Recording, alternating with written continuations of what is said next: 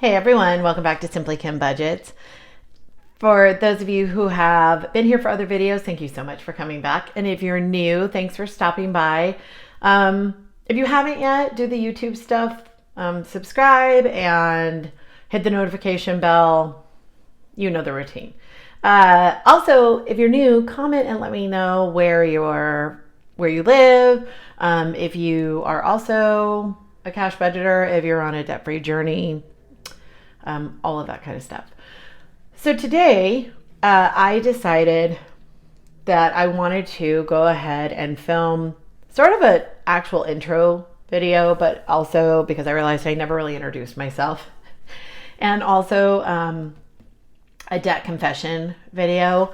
So to start off with, I'm Kim, and I am 44 years old. I'm not married. I have 2 dogs.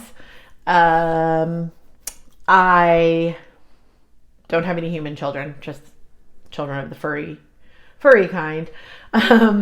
I have been on what I would say a debt-free journey for about 4 years now, but there was a gap in the middle of it. And part of the reason, in addition to giving myself accountability, that I wanted to start filming videos and create a channel is because I, for a long time, had no idea what to do, how to do it. And people would say things like, well, you need a budget, you need this, you need to do that. And I was diagnosed with ADHD when I was an adult, well into like 29. So when other people had an easier time learning how to do things like make a budget, my brain couldn't wrap around how to do that. So I had paid off a lot of my debt. I moved a couple of years ago from a very high rent location in San Diego to a much lower rent location in Nevada. And at that point, I was able to start actually saving money and actually paying off rent, because in Southern California, I was literally just, it's rough there. It's rough, especially for somebody with only one income. I'm not saying it's not doable, but it's rough.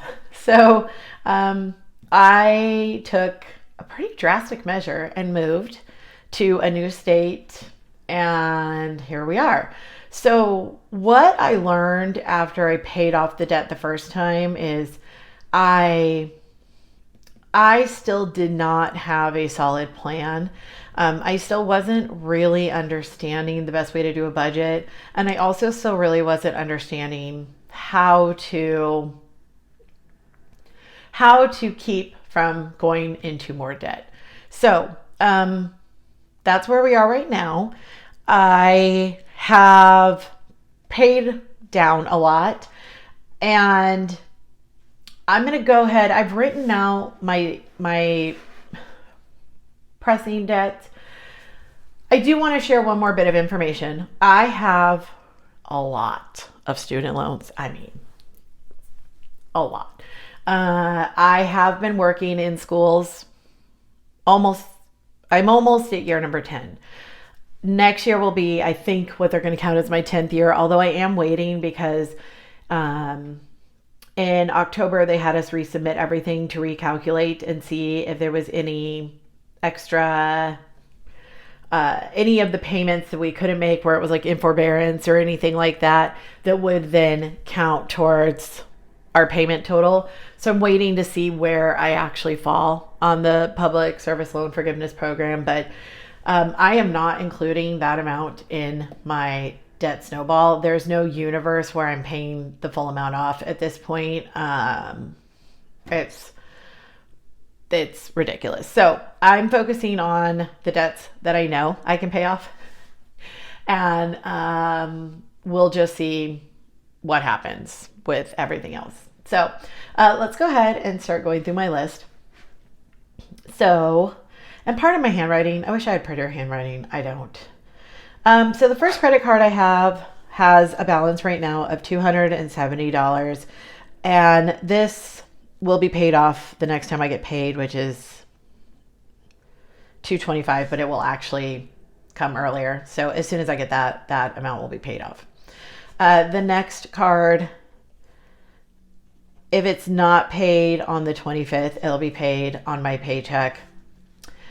This credit card, I paid it off, and then I am still not sure. I do really want to try and buy a house by the end of this year. So I'm still really conflicted about whether or not to close credit cards, put small amounts on them. So right now, this credit card is attached to my PayPal account. So any transactions I make through PayPal, I just go onto this card and then I pay them. But that is subject to change. This credit card, I just am finishing paying it off, and it has $315 left. This next credit card, I don't know exactly when it's going to be paid off, but it'll hopefully be paid off. This credit card actually has travel miles. So once all of the cards are paid off, if I get to the point where I can do it and track it appropriately, this will be the only card that I do any regular spending on. But my plan is, once it's down to zero, I'm going to leave it. I'm not going to use it for a couple of months. And then when I start using it again, I will be tracking every purchase throughout the week and making a weekly payment to it out of my sinking funds. So if there's, I don't know, if I purchased hair products, then I'll pull money out of my beauty folder and immediately pay it. That is the current plan. We will see. This card is the next card. It has a $2,500 balance. This card had about $300 on it in September of last year. I have mentioned that I had surgery in November. I did have to pay a $1,200 or $1,300 copay to the surgeon. So I did not have time to save it in advance, which is, we'll loop back around to this and some of the lessons that I have learned and that I am now implementing. But so this is for the surgeon. And then also, I had a regular couch before that didn't have like a chase. When I say regular, I mean just a standard couch. And I knew that after surgery, there were going to be several days, weeks, possibly longer, that I would not be able to lay down because I was in the pillow sling to keep my arm still for 3.5 weeks. No. Ish, like 3.5 or 4 weeks. I don't remember exactly. And then I went to the regular sling, but it was about 5 weeks before I could sleep through the night in my bed. I would start in my bed and then have to go back downstairs. So, I had been planning on saving to buy a new couch, and I ended up just putting it on this card. And so this card it is what it is. Now that's why I'm saving money, aggressively, so that I don't have to put any of the other payments on any cards, but that just is what it is. And this card, we're going to just call it the dumb card. This is an Apple credit card, and I had it attached to my wallet, and I cannot stress enough, if you are a person who is trying to get control of spending, and I don't spend out of control, but like if I'm not actively tracking it, it's really easy for me to forget. Again, ADHD, very easy for me to forget what I've spent money on. So once this is paid off, I don't know if I can actually close this, but it will be gone. I do have a personal loan in the amount of $8,400 that I am paying off. This is also, I consolidated the end of these cards a year and a half ago ish. And so anyways, bad decisions were made. We're working on it. And then the last one is my car. These two, are very low priority for me. I would like to get the personal loan paid off early, and I would like to get the car paid off a little bit early. I am making extra payments, or like an extra amount to the payment every month, but I'm not going to make a galloping effort on these. I might after I get all these paid off, but partially because the interest rates are lower, also because they do report monthly to my credit score, and I'm paying them on time, and I'm paying extra. So as far as buying a house, I'm not going to do anything to remove those until after the house has been purchased, theoretically. So the one thing I forgot to do is, I forgot to calculate what the total is. So let's see. So we have 270 plus 315 plus 2199 plus 2514, 3500, 8400. Okay, so with these two, the total is 29,054. However, I'm going to take out 8,400, and I'm going to take out 11,856. So what that means is right now I have $8,978 in credit card debt, and my credit card percentage rates are all very high and just stupid. So, sorry to anybody who does not like the word stupid, but I'm going to use it to describe this because that's where we are.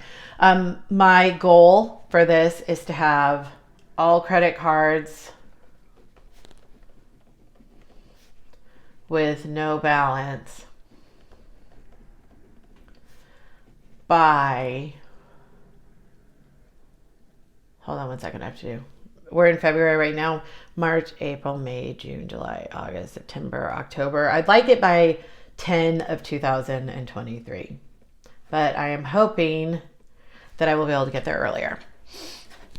So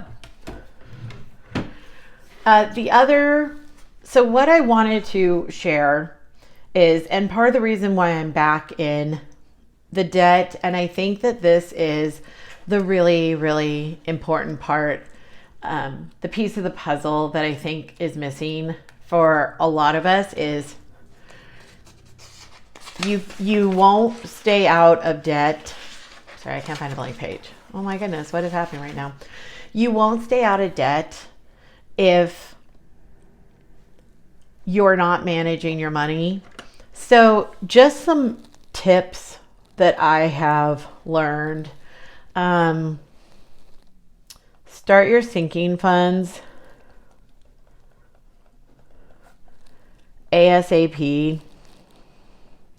If you don't know, sinking funds are basically small categories that you're saving for. So for example, if I had been able to get $1,200 into my furniture category before the surgery, I could have just paid for the couch in cash. Unfortunately, I did not have time to be prepared for that. So now my goal is to continue to save for furniture so that as I need new furniture, there will never be a time again when I have to put it on a credit card. So let's say you start putting, a very small amount, let's say $5, a paycheck. So for me, that's $5 twice a month.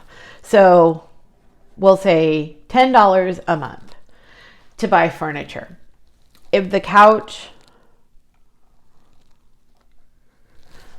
I feel like I should probably not pretend like I can do this much math in my head at the end of a long day, but 1,200 divided by 10. Okay, so in 120 months, you could pay for the couch outright, right? So, which is about 10 years. So let's say that you know that you're going to be buying a couch, and couches run, I don't know, $1,200 to $2,000. By picking the amount that you want to spend, let's say $1,500. And if you say we're moving in 12 months, And so I'd like to buy the couch then. So if you put away $125 a month, when you move, you can buy the couch in cash. There's a lot of C words. And not have to worry about putting things back on your credit card, which is the part of the puzzle that I had not actually figured out how to make work. Sorry. There we go. Sorry, that was a previous. So I just wanted to go ahead and, I don't know, share this because one, I feel like it's important. I feel like people in this country in particular, we don't talk about money in a way that we need to talk about money. I had people tell me you should make a budget.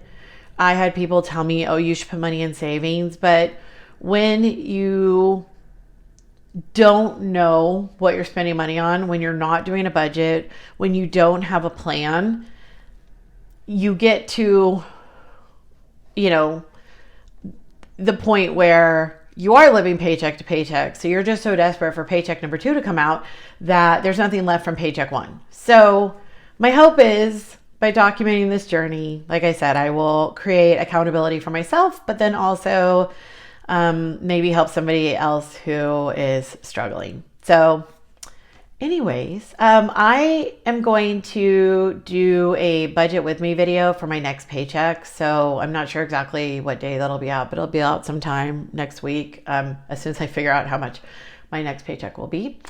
So if you have any questions or comments, leave them below. And don't forget to subscribe, hit that like button if you like these kind of videos, and hit the notification bell until I get on a regular schedule so that the YouTube can tell you that I posted. Thank you guys so much for those of you who stuck around until the end, and I will see you in the next one. Bye.